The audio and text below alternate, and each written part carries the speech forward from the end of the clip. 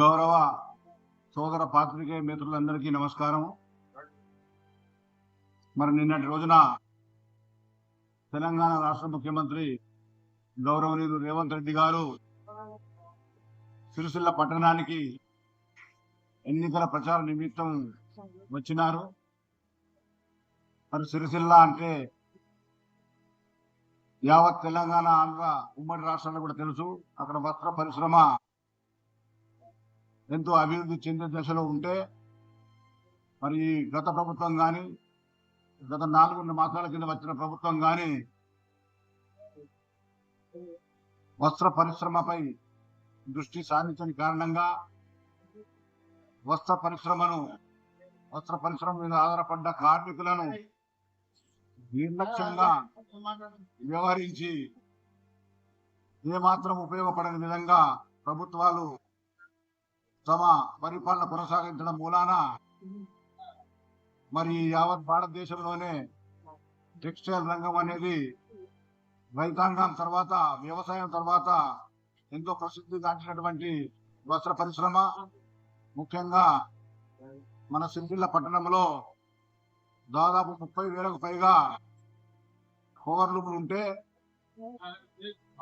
ఆ పవర్ లూమ్ల పైన 40 కోట్ల మీటర్ల వస్త్రాలు ప్రతి మాసం ఉత్పత్తి జరుగుతూ ఉన్నాయి.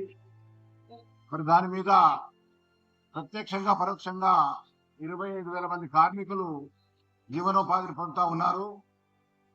మరి సాక్షాత్తు ముఖ్యమంత్రి గారి కుమారుడైనటువంటి కేసీఆర్ గారే మొన్నటి వరకు ప్రాతినిధ్యం వహించిండు చేనేత శాఖ మంత్రిగా. ఇప్పుడు కూడా మళ్ళీ ఆయన ఎమ్మెల్యేగా ఎలక్ట్ అయి ఉన్నాడు.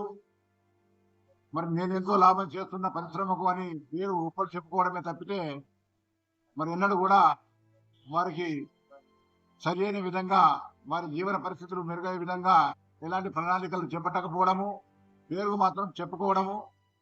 మరి ఈ ప్రభుత్వము దిగిపోయే సమయానికి దాదాపు 300కు పైగా కోట్లు బకాయిలు ఉంచి వారి ప్రభుత్వము మరి అపజయం పాలైతే, మరి కనీసం వచ్చిన కొత్త ప్రభుత్వం అయినా మమ్మల్ని ఆదుకుంటది అని ఎంతో ఆశతోటి ఎదురు చూస్తున్నటువంటి నేత కార్మికులకి గత డిసెంబర్ నుండి నేటి వరకు కూడా దాదాపు 300 కోట్లకు పైగా బకాయిలు ఉంటే మరి వాటిని చెల్లించే దిశగా మరి ఈ ప్రభుత్వం ఏం చర్యలు తీసుకోకుండా కేవలము మా పార్లమెంటు సభ్యుడు బండి సంజయ్ గారు వీరి సమస్యల పట్ల మేము దీక్ష పూనుతామని ప్రకటన చేస్తే వెంటనే మరి ఈ జిల్లాకు చెందిన మంత్రి పొన్నం ప్రభాకర్ గారు వచ్చి ఆదరాబాదరగా ప్రెస్ మీట్ ఏర్పాటు చేసి ఒక 50 కోట్లు విడుదల చేస్తున్నామని చెప్పినారు.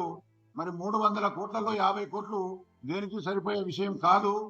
మరి చెప్పడం మనకు చేసినారు కానీ అవి విడుదల చేసే విషయంలో కూడా చాలా జాప్యం వహించారు. కేవలం 25 కోట్లు మాత్రమే ప్రత్యక్షంగా బతుకమ్మ చీరలకు వచ్చినాయి. మిగతా 25 కోట్లు మాత్రము ఆన్సరీ వర్కర్ల కంటే ఉపయోగానికి సంబంధించిన కార్మికుల చెల్లింపుల కోసము ఉపయోగపడ్డాయి కానీ మరి వారి బకాయిలు ఏమాత్రం తీరలేదు. సరే, ఒకవైపు బకాయిలు ఉన్నంగా ఉపాధి కోసము మరి వస్త్ర పరిశ్రమకు ఏం ఆర్డర్లు ఇవ్వకుండా మరి వాళ్ళు ఈరోజు మొత్తం పవర్ లూమ్లన్నీ మూసుకునే పరిస్థితి ఏర్పడితే దాని దృష్టి కూడా మరి దృష్టి సారించలేదు. కేవలము ఆచరణలో లేని ఒక వాగ్దానాలు చేసి, ఆచరణలో లేని వాగ్దానాలు చేసి దాన్ని నిలుపుకోకుండా మరి కనీసం ముఖ్యమంత్రి గారు వస్తేనన్నా మా ఆశలు నెరవేరుతాయి అని ఎంతో ఆశతోటి వారు నిన్న ఎదురు చూస్తే అసలు వస్త్ర పరిశ్రమ గురించి కానీ, గతంలో బకాయిల గురించి కానీ, చెల్లించవలసిన విషయంలో మరి ఏమాత్రం ప్రకటన చేయకుండా మరి ఇప్పుడు పుట్టగడవడానికి మరి మూతపడ్డ పరిశ్రమను తెరిపించడానికి, పవర్ లూమ్ తెరిపించడానికి కానీ, దానికి అనుబంధ పరిశ్రమలు ఆధారపడ్డ సైటింగ్ లాంటి, డైయింగ్ లాంటివి కానీ వాటిని తెరిపించడానికి కానీ ముఖ్యమంత్రి గారు కనీసం మాట మాత్రమైనా చెప్పకుండా మరి నిష్క్రమించడం, ఎన్నికల సభకి మాత్రమే పరిమితమై పోవడము మరి నేత కార్మికులకు ఎంతో నిరాశను కలిగించింది. మరి ఈ సందర్భంగా మేము ప్రభుత్వాన్ని చెప్పేది ఏంటంటే, ముఖ్యమంత్రి గారు వ్యవసాయం తర్వాత మరి ఆదుకోవాల్సిన పరిశ్రమ నేత పరిశ్రమ, మరి మీరు ఏమాత్రము దాని మీద శ్రద్ధ పెట్టడం లేదు. దాని కారణంగా మరి 50% సబ్సిడీ ఇంతకుముందు గతంలో ఎన్టీ రామారావు గారు ముఖ్యమంత్రి ఉన్నప్పుడు మరి 50% సబ్సిడీ పౌరులకు కొనసాగించినారు. మరి ఆ 50% సబ్సిడీని కూడా మీరు రద్దు చేసే దిశగా కొన్ని మాసాల నుంచి మొత్తం సబ్సిడీ లేకుండా బిల్లులు చెల్లించాలని ఆర్డర్ చేస్తే అది ఒకవైపు ఉపాధి లేదు, ఒకవైపు పరిశ్రమ మూతపడ్డది. మీరు ఎప్పటిదో పాత బకాయిలు చెల్లించాలని ఎన్నో రోజుల నుంచి ఎగరికి చేస్తే మరి అవి చెల్లించలేని పరిస్థితులలో కొందరు కార్మికులైతే ఆత్మహత్యలు కూడా చేసుకున్న సందర్భాలు మరి మీరు దృష్టికి రాలేదా? వస్తే వారికి మీరు కనీసం ప్రజలకు వచ్చినప్పుడన్నా ఊరడింపు చర్యలు చేయలేదు, ఓదార్పు చర్యలు చేపట్టలేదు, వారికి ఎక్స్గ్రేషియా లాంటివి ఏం ప్రకటించలేదు, వారి కుటుంబాలను ఆదుకునే యొక్క వాగ్దానాలుగా నేను చేయలేదు. మరి దీన్ని మీకు చేనేత రంగం పట్ల, పౌర రంగం పట్ల మీకున్న నిర్లక్ష్యానికి ఇది ఉదాహరణగా ఉంటది అని సందర్భంగా తెలియజేస్తూ ఇప్పటికైనా కళ్ళు తెరవండి. దాదాపు 25,000కు పైగా కుటుంబాలు ప్రత్యక్షంగాను పరోక్షంగాను మరి ఈ పరిశ్రమ మీద ఆధారపడి జీవిస్తా ఉంటే మీరెందుకు నిమ్మకు నీరెత్తినట్టుగా ఉన్నారు?